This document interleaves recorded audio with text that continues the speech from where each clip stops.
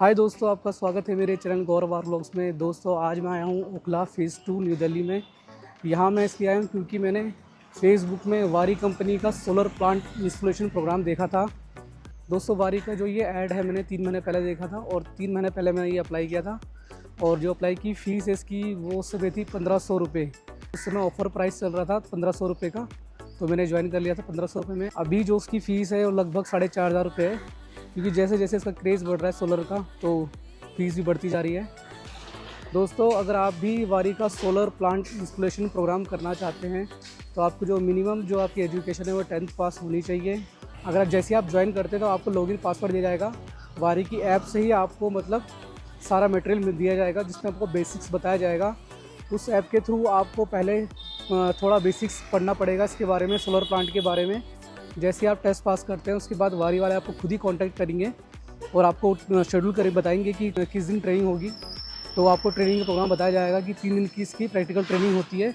जो भी आपकी नियर बाय होगा, जैसे कि जहाँ भी जिस सिटी में आप रहते हैं, जिस गांव में रहते हैं, उस नियर बाय जो भी वारी का सेंटर होगा वहाँ पर आपकी ट्रेनिंग होगी। तो 3 दिन की ट्रेनिंग होती है।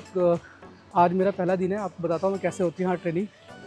दोस्तों जिनको नहीं पता है वारी कंपनी के बारे में बता दूँ, वारी इंडिया की top 5 solar panel manufacturing company है। दोस्तों ये वारी की फ्रेंचाइजी कंपनी है सनशाइन सोलर। यहाँ पहले सोलर सिस्टम के बारे में ब्रीफिंग की जाएगी, उसके बाद प्रैक्टिकल ट्रेनिंग होगी। दोस्तों ये है कंपनी का प्रॉपर एड्रेस, जैसे आप देख पा रहे हैं।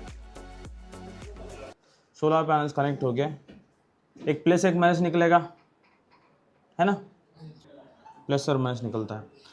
अब ये प्लस और अभी मेरा पैनल के स्ट्रिंग के बाद जो देखोगे तो मेरा डीसीडी भी आता है। आपको जैसा मैं बोला डीसी डिस्ट्रीब्यूशन बॉक्स है, लेकिन डीसी डिस्ट्रीब्यूशन बॉक्स में क्या क्या होते हैं, फ्यूज और एमसीबी।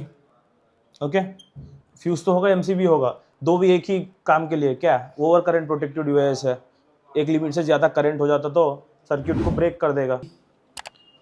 एसपीडी भी होता है डीसीडीबी में। एसपीडी का फुल फॉर्म का है सर्ज प्रोटेक्शन डिवाइस। सर्ज कोई भी सर्ज हो, मतलब एक एसपीडी का भी वोल्टेज रेटिंग होता है 600 वोल्ट। डीसी का साइड बात करूँगा तो 600 वोल्ट हो गया, 1000 वोल्ट हो गया। ये क्या डिफाइन करता है भाई, उससे ज़्यादा वोल्टेज चले जाएगा सिस्टम में तो वो क्या कर देगा, ग्राउंड कर देगा, वो सर्ज को ग्राउंड कर देगा। मोस्टली सर्जेस किसका वजह से आते हैं, सबसे इंपॉर्टेंट है कि लाइटनिंग सक्कर होते हैं ना बहुत दूर दूर जगह। आपको याद होगा तो 5 साल पहले 10 साल पहले बिजली गिरता है तो सब लोग बड़े घर पे जो मम्मी पापा क्या बोलते हैं कि भाई टीवी बंद करो, एसी बंद करो, सब बंद करवाते हैं। क्यों? जब कोई बिजली होता है किधर भी, वो क्या होता है कि आपका लाइन में वोल्टेज को इंड्यूस कर देता है। क्या करता है? वोल्टेज होता है ना, पोटेंशियल जो होता है, वो जो लाइन आपके घर पे आ रहा है वो तो बहुत दूर से आ रहा होगा, तो वहाँ पे लाइन पे वोल्टेज इंड्यूस हो जाएगा। वो सर्ज कैरी होके आपके घर तक पहुँचेगा और आपके घर पे जो जो डिवाइस चालू होंगे वो उस पर एंट्री कर लेगा। जब एंट्री करेगा तो क्या होगा, डिवाइस ख़राब हो जाएगा, क्योंकि उतना वोल्टेज तो मेरा डिवाइस ले नहीं सकता। इलेक्ट्रॉनिक कंपोनेंट है वो, बेसिकली कोई भी चीज़ हो तो उड़ा देगा। तो इसलिए क्या बोलते थे कि बंद कर दो। बंद कर दोगे तो वो सर्ज तो आपके घर पे आ ही नहीं सकता ना, क्योंकि एनर्जी ही नहीं आ रहा है, पावर भी पहुंच नहीं रहा है आपके घर पे। लॉजिक समझ में आ रहा है? लेकिन अभी जो नए बिल्डिंग्स बनते हैं, रेसिडेंशियल हो, कमर्शियल हो, एसपीडी कंपलसरी कर चुके हैं। एसपीडी सर्ज प्रोटेक्शन डिवाइस, ये क्या करता है, भले बिजली भी किधर भी गिरे, लाइटनिंग अक्कर हो, सर्ज एंट्री करने लगेगा तो पहले उसको एसपीडी के थ्रू होके आना पड़ेगा। एसपीडी क्या करेगा, उसको जमीन पे भेज देगा, तो आगे नहीं बनने देगा। तो इस तरीके से एसपीडी क्या करता है, पूरा सिस्टम को सेफगार्ड कर देता है, प्रोटेक्ट कर देता है सर्जस के।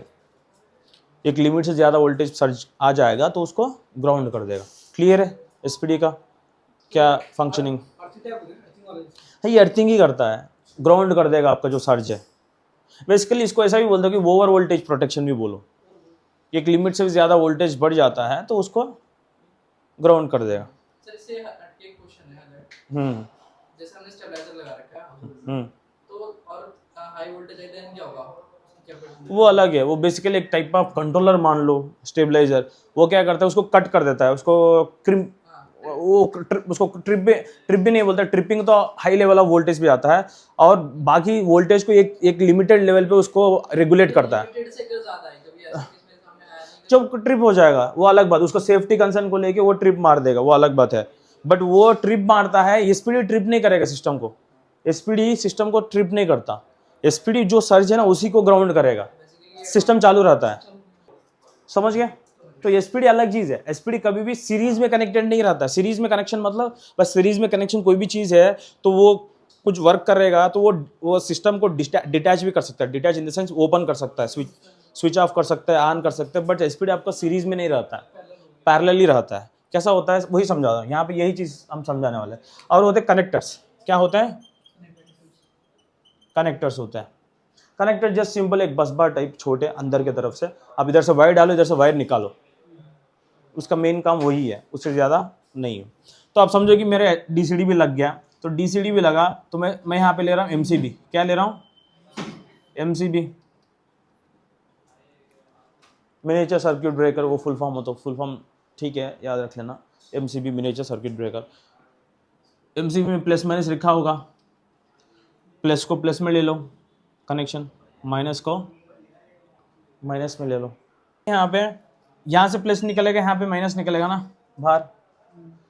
इसके बगल में कनेक्टर्स होते हैं जस्ट उसको बाहर निकालने के लिए, क्योंकि आप देखे होंगे डीसीडी भी तो उसका इनपुट आउटपुट नीचे ही रहता है, इन भी नीचे जाएगा, आउट भी नीचे से निकलेगा, है ना, सब नीचे की तरफ होता है। तो मुझे कनेक्शन को भी नीचे लाना पड़ेगा, तो वो क्या करते हैं, ये प्लस है ये माइनस है कनेक्टर्स का, तो प्लस जाएगा प्लस के, माइनस जाएगा माइनस में।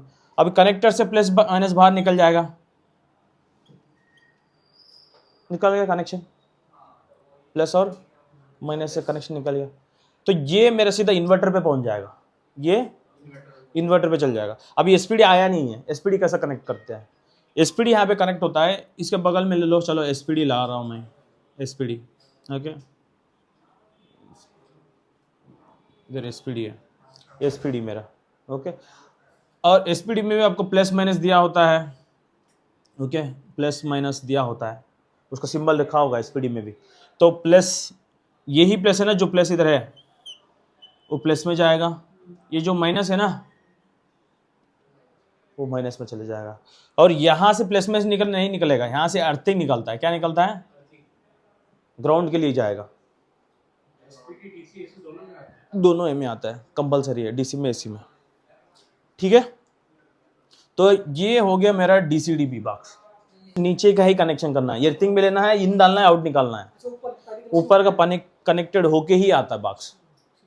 अब कनेक्शन जब डीसी-डीबी बॉक्स खरीदते हो उसको बोलोगे कि भाई मुझे 3 किलोवाट का 1 in 1 out, 1 in 1 out मतलब एक स्ट्रिंग जाएगा, एक स्ट्रिंग ही बाहर निकलेगा, 1 in 1 out बोलते हैं इसको, 1 in 1 out, क्योंकि एक स्ट्रिंग बनाया मैं, इन्वर्टर में एक स्ट्रिंग ही कनेक्ट करना है, तो 1 in 1 out करके मैं इन्वर्टर को दे दिया।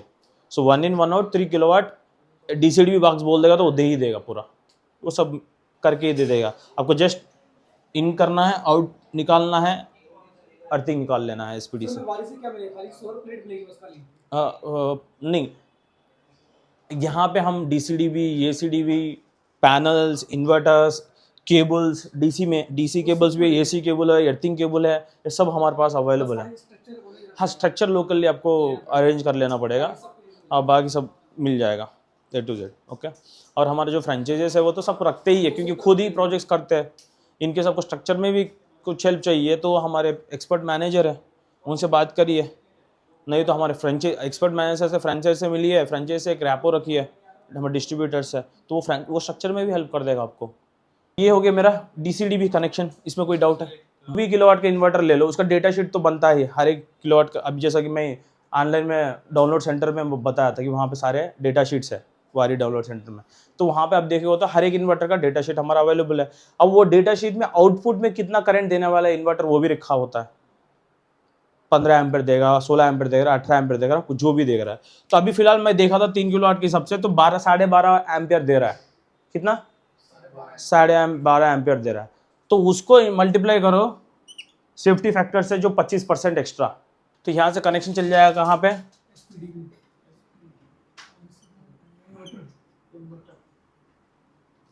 इन्वर्टर का आप देखोगे तो डीसी, इधर डीसी इनपुट होता है इसके इस तरफ, मतलब डीसी कनेक्शन जाने के लिए। यहाँ पे कम्युनिकेशन होता है, कम्युनिकेशन जो डोंगल होता है ना जो, तो वो यहाँ पे होता है। बारी के बेस पे नहीं बोलते हम, पिन के बेस पे बोलते हैं, पिन रिवर्स होते हैं। तो उसके बेस पे मेल फीमेल बोलते हैं। मोस्टली आपको ये जो दिख रहा है ना, ये जो दिख रहा है ये क्या है, मेल है फीमेल है, पिन के बेस से ये फीमेल है। तो ये मोस्टली पॉजिटिव साइड होता है। पॉजिटिव जो आता है ना कनेक्शन, वो फीमेल का आता है। ये लगाते हैं पॉजिटिव पे। दोस्तों अब हम आ गए हैं गुरुग्राम के MG रोड के नज़दीक। ये है वट वृक्ष का parent care holistic health centre, जहां लगा है 20 किलोवाट का सोलर प्लांट। अरे यहाँ पे ना 4 पोल, मतलब 3 फेजेस गए हैं मेरे। एक वो एर्थिंग निकल आ रही है, यहाँ पे एर्थिंग है नीचे, ये न्यूट्रल है, ऊपर सेट किया वाला। तो फिर भी पोल के साथ मतलब ये कितने कनेक्शंस ले पा रहा है डायरेक्ट, तो 3 ले रहे हैं ना। अब इसका वोल्टेज 200 से 950 है, मतलब कम से कम 5 पैनल, ज्यादा से ज्यादा 9 पैनल, तो 5 से 9 का एक स्ट्रिंग बन सकता, तो 11 तो बन ही सकता है ना। 5 से 19, 519 के बीच में 11 है, 5 से 19 के बीच में 11 तो है, तो 11 पैनल एक स्ट्रिंग में लगा लिया, तो एक स्ट्रिंग में 11 लगाऊंगा तो 44 खत्म हो जाता है। अब डीसीडीबी का ऑब्जर्व करोगे, यहाँ पे देखो 2 पॉजिटिव मिलके 1 पॉजिटिव हो गया, दिख रहा है, यहाँ पे 1 ही पॉजिटिव हुआ, ये 2 नेगेटिव मिलके 1 नेगेटिव हुआ, तो नेगेटिव पॉजिटिव यहाँ पे कनेक्टर के पास आ गया, और यहाँ से फिर डिवाइड कर लिया, देखो 2 पॉजिटिव में 2 नेगेटिव में। सर ये प्लांट है 20 किलोवाट का ना? हाँ 20 किलो। इसमें कितने स्ट्रिंग बने हमारे? 4 स्ट्रिंग बनाए आपने। 2 MPPT 11 पैनल है एक स्ट्रिंग में, तो 11 पैनल 44 हो गया। इसमें 2 MPPT है, एक MPPT 2 इनपुट है, तो इनपुट है, तो इसलिए 2 स्ट्रिंग एक MPPT में, 2 स्ट्रिंग दूसरे MPPT में, 4 हो गए पूरे कंप्लीट। हाँ जैसे यहाँ पे अगर 3 स्ट्रिंग होती देन इसमें 2 लगा लिया, इसमें 1 लगा के इसको क्लोज रखो, बंद रखो उसको, मतलब इसको स्पेयर में नहीं लगेंगे, स्पेयर में हो जाएगा, ये कैप्स रह जाएंगे। दोस्तों आज का ट्रेनिंग सेशन हो चुका था कंप्लीट। मैं आ गया था मेट्रो स्टेशन में। मेट्रो स्टेशन में काफ़ी भीड़ थी, जैसा कि आप देख पा रहे हैं। मैं काफ़ी थक गया था, लेकिन सोलर प्लांट के बारे में काफ़ी नॉलेज आज मैंने गेन की है।